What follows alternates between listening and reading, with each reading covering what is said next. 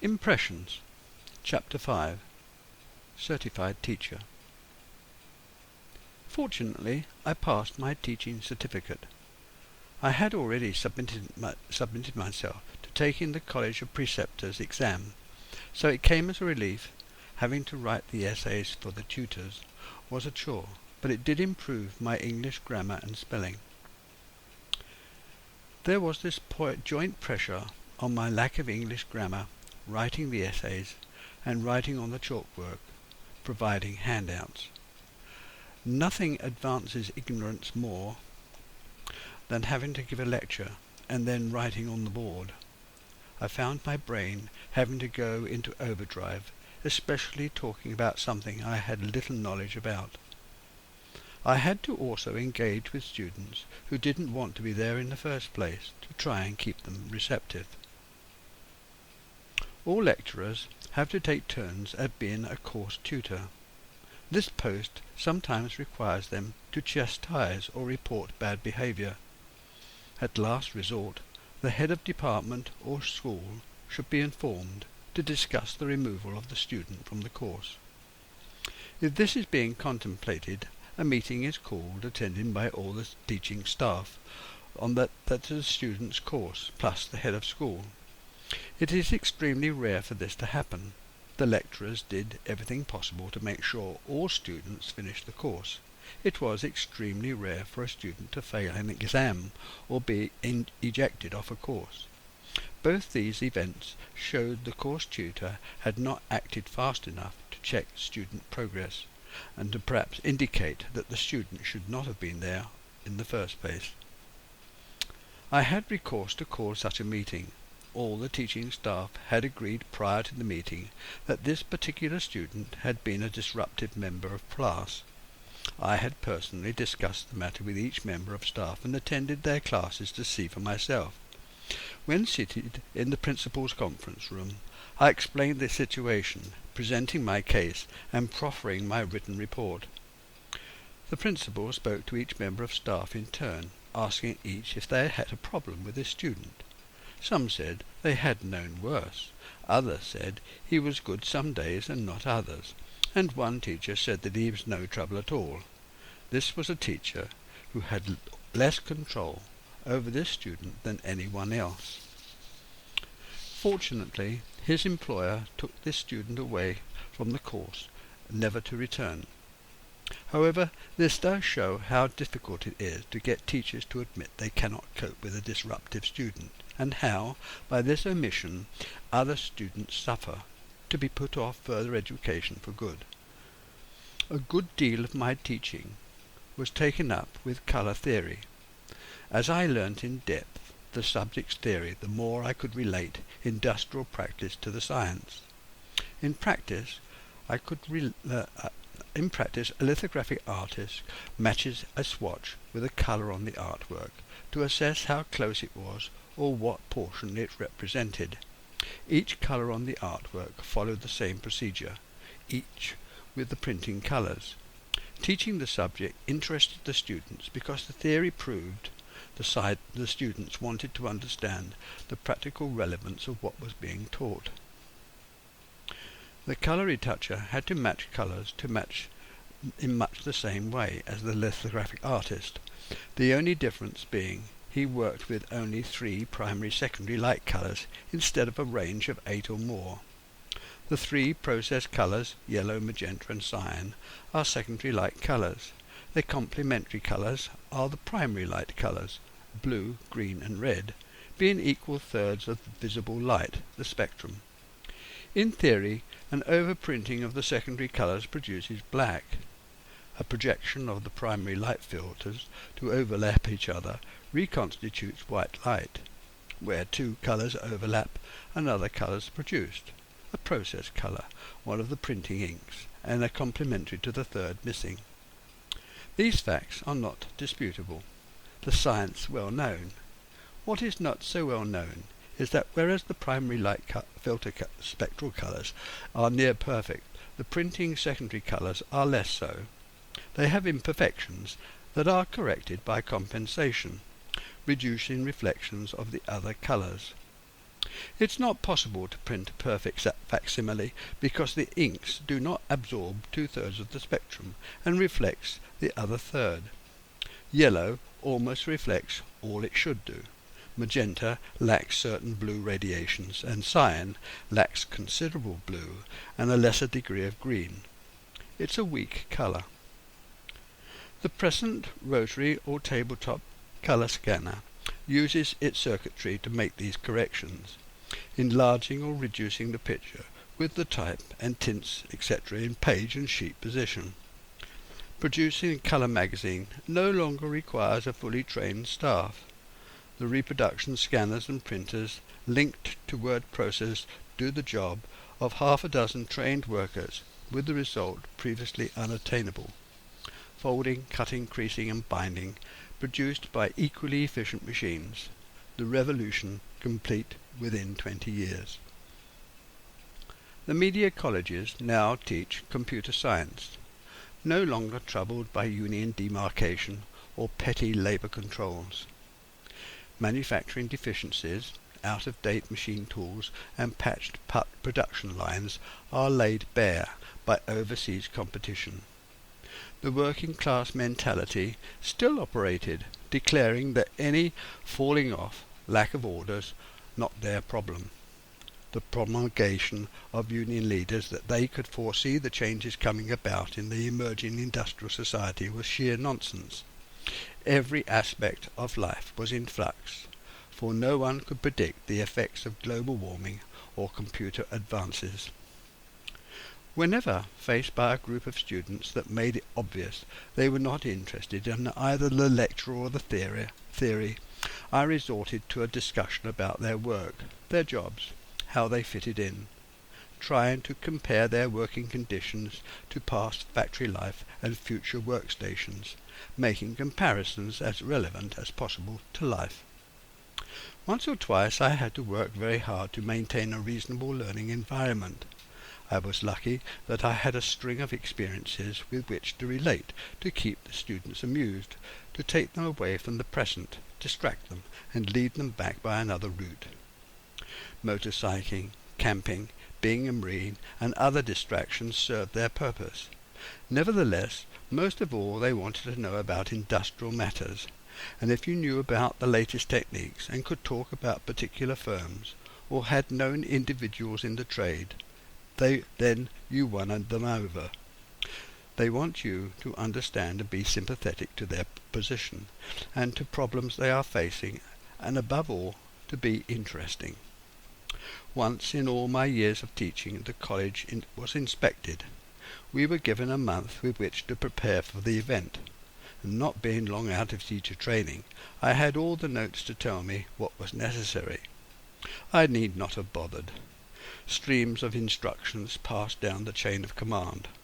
All lessons had to have a laid-down teaching plan to conform to the latest psychological learning pattern. So many minutes for introduction, 3 to 5 main learning goals, lecture subject and summing up, returning to the key points. Every teacher programs checked. All classes had to be of a certain size and all rooms had to be fully utilized. The equipment of the department stock list identified, proof of necessity shown, and in other words, there had to be proof that the college was efficient, operating within the budget. Frankly, it wasn't. It didn't come up to any of these conditions, and never had and never would. Classes over a certain size had to have additional staff. Principal lecturers programmed to be present had to show a minimum number of teaching hours, but rarely turned up. Running the department, they believed, demanded all their efforts. Rooms were not used to their full advantage, and when the inspectors attended classes, a specific number of students had to be there to make the staffing, equipment and space viable. If the class lacked students, some dropped out, more co-opted in to make up the numbers. Similarly, the classrooms, furniture, equipment, tools and machinery had to be necessary components of the lesson, shown to be so by inclusion in the teaching program. No teacher I knew ever used a rigid lesson plan, Lecture 8 on the syllabus was not the same as that taught last year, nor the same as other lecturers taught, nor linked into an overall plan. Assistants rarely had all the equipment. Class sizes were rigged, and maximum generosity applied when marking internally invigilated exams. It stated, sarcastically, "State-run educational establishments are designed for the staff and not the students." In many cases this was true. We could never work out whether the college provided education or training. If for education, the staff not scientifically equipped; if for training, then the material, equipment or production line wasn't set up at all. Lecturers in the past, about to reach retirement age, found higher grade work to increase their salary, improve retirement payout and pension.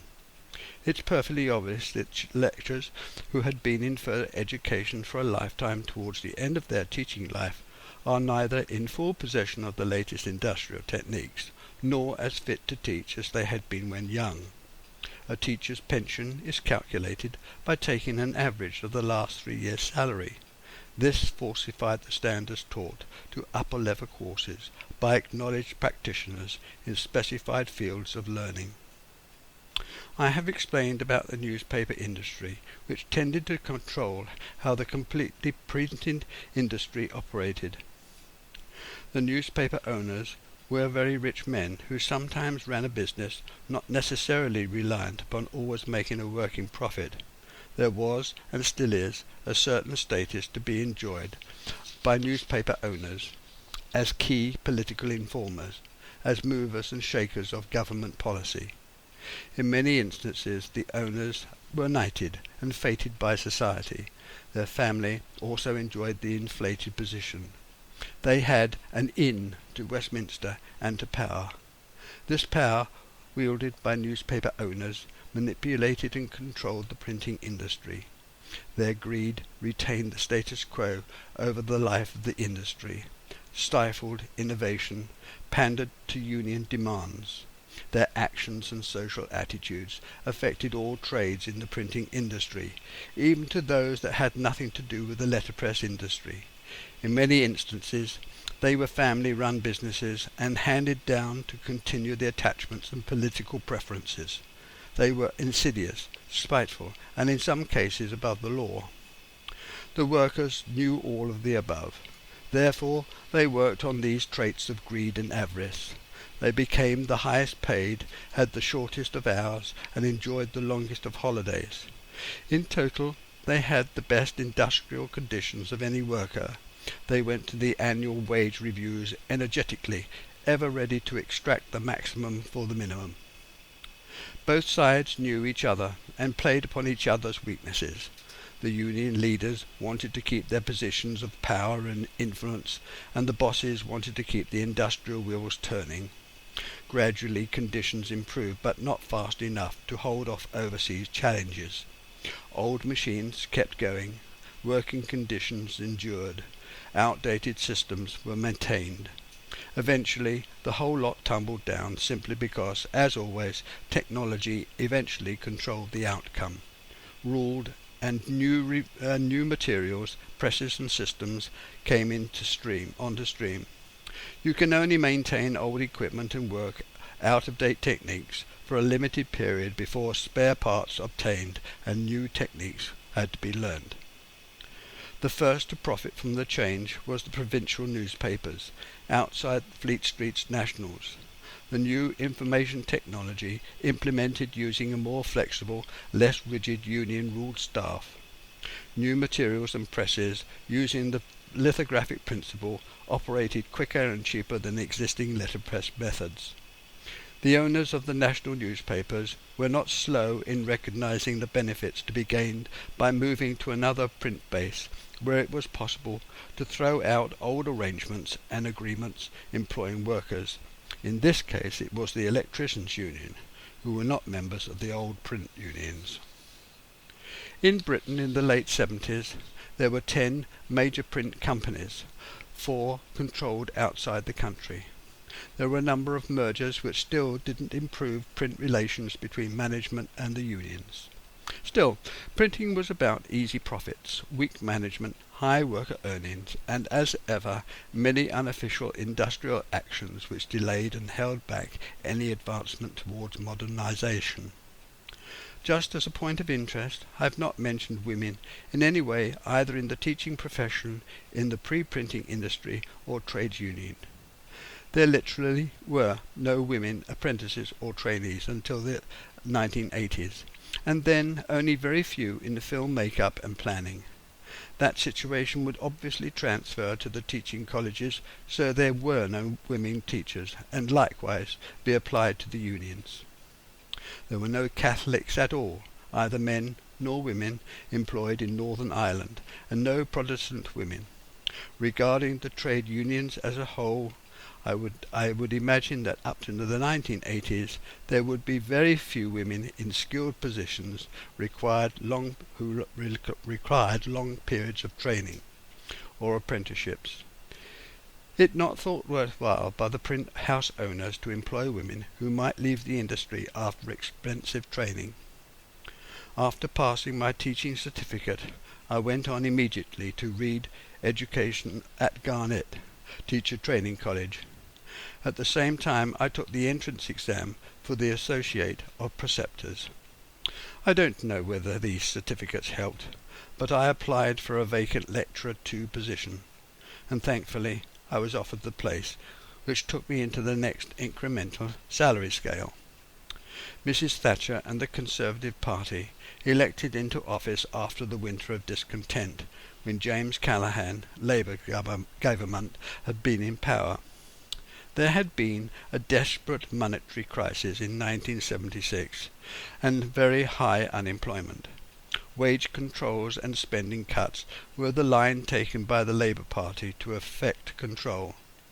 It was obvious that trade union power had to be reduced. The new government spoke of planning for the future and controlling the unions. De-industrialization was a fact, and news of further closures was a daily event. The strength of the printing unions was very noticeable at the London College of Printing. There was every reason why it should be. It argued rightly that technical institutes tended to be backward. In a technical sense, what was current in industry was their main